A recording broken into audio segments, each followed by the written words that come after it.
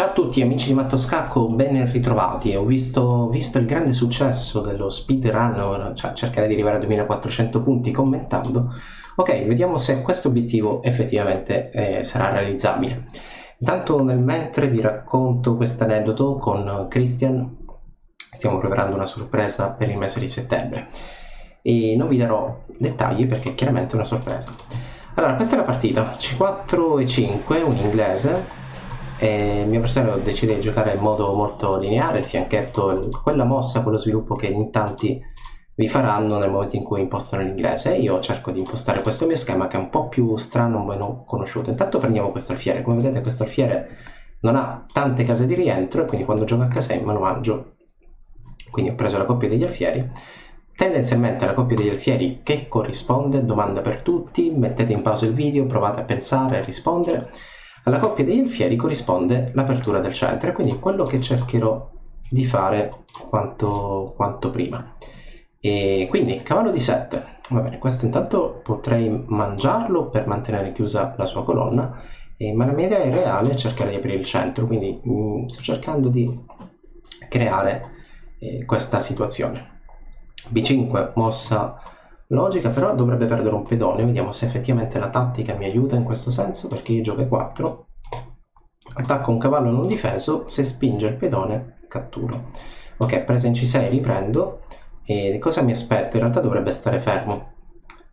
O comunque, va bene, prima ho detto che questo cavallo non è difeso, non è proprio reale, però sono riuscito ad aprire il centro. Questo lo rimangio.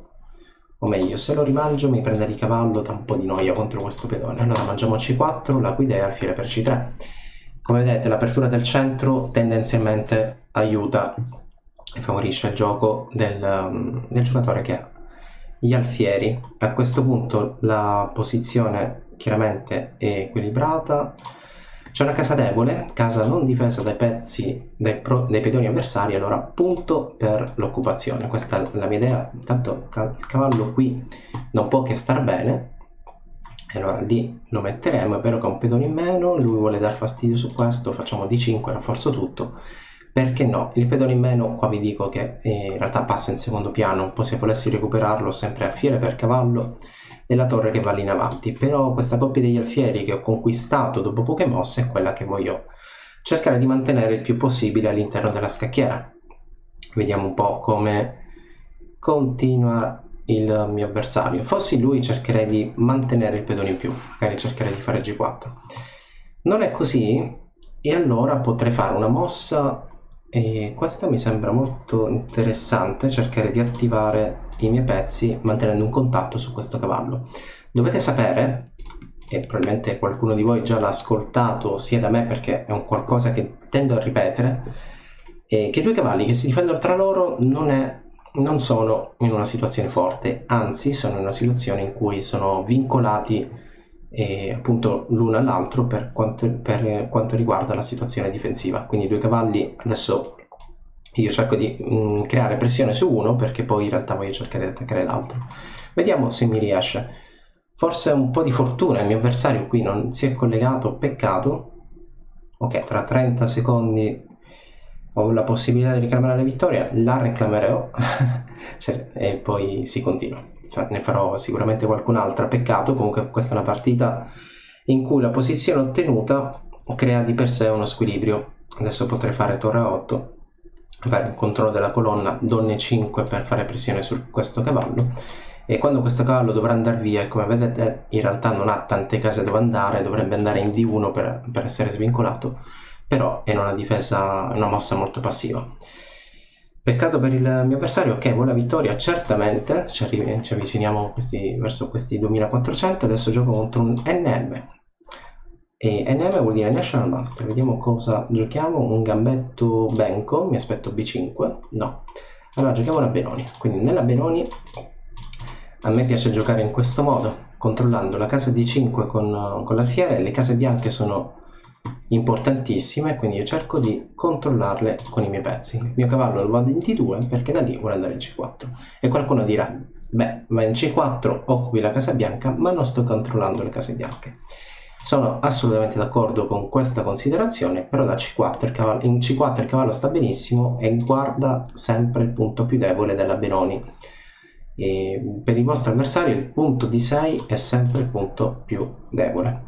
E dato che il punto D6 è il punto più debole, noi continuiamo a dargli fastidio. Un cavallo in B5 prepara una silenziosa alfiere F4 che punirebbe il gioco spregiudicato del vostro avversario. Probabilmente questa manovra da parte sua doveva essere un po' preparata. È vero che nella Benoni il cavallo salta allegramente in E5, però bisogna spesso prepararla. Adesso dopo alfiere F4 prendo un po' di iniziativa e andiamo proprio verso questa linea un po' più tagliente. Alfiere F4 prende l'iniziativa, è vero che poteva mangiare B2 ma non mi preoccupava. Mossa che sorprenderà lui, ma sorprenderà anche molti di voi, l'attivazione della torre su questa colonna.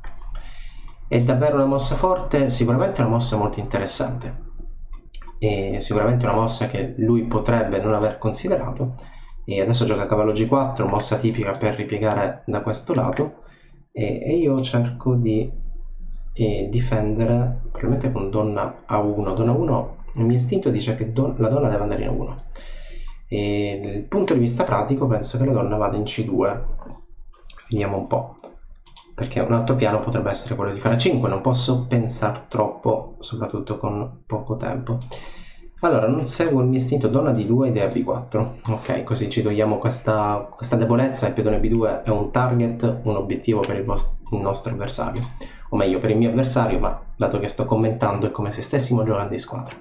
Quindi cavallo C3 si sottrae quella minaccia. Adesso il suo cavallo vuole dar fastidio da quel lato, glielo cambiamo e prepariamo, direi, torre, e prepariamo la spinta in B4. Quindi torre B1 per fare B4. Mi fa alfiere F5, poco importa, faccio E4, ti mando indietro, faccio B4 e mi tolgo il pedone arretrato. 30 secondi in meno, il mio avversario, vediamo se ha la bandiera. Ok, bandiera della Germania, quindi NM, National Master, maestro tedesco. La mia idea è fare B4. Come si può impedire B4? Giocando a 5. Il problema di A5 è che lascia un ingresso al mio bel cavallo che lì allegramente potrebbe creare problemi. Se intendi migliorare la comprensione del tuo gioco, allora vienici a trovare all'interno dell'Accademia di Matto Scacco. E un altro modo per rafforzare la posizione era giocare alfiere F3, infatti era quello che stavo pensando, ma qui ok, la sua è un'interpretazione tattica, perché io gioco B4 e lui mi cambia tutto, mi cambia in C3, dopodiché mi ha tolto il difensore di E2 e lui si ritrova con due pezzi che attaccano. Questa è l'interpretazione tattica della posizione. Direi forse di fare F3 e poi continuare con B4. F3 guadagno il tempo, adesso cercherò di accelerare un po', perché qui ok, questa l'avevo considerata, ora si nasconde, se mi entra in E3, pazienza, se entri con la donna ti cambierò. Comunque sia, voglio giocare a pedone per C5 e poi entrare sulla colonna B. Deve accelerare. Ok, ha fatto. Dovete sapere che quando giocate su internet c'è sempre la possibilità di fare una mossa che si chiama di pre-move. Intanto qui donna per D4 mi sembra interessante, perché sul pedone per ho questa tattica, giocare sulle case nere. A priori l'avevo ok, questa situazione la consideravo leggermente migliore per me. Vediamo se poi realmente è così. Ok, forse lui ha donne 5, donne 5 potrebbe dare un po' di noia sulle case nere. Mi chiude la diagonale. Immagino che volesse fare donne 5 e questo pedone non andrà lontano. Ok, ottima vittoria. Ok, un po' viziata, però dal punto di vista tattico c'era parecchio. Ultima partita del video di oggi, 2384. Ci avviciniamo passo dopo passo verso i 2400. Giochiamo una siciliana. La variante con cavallo C3 prende il nome di siciliana chiusa.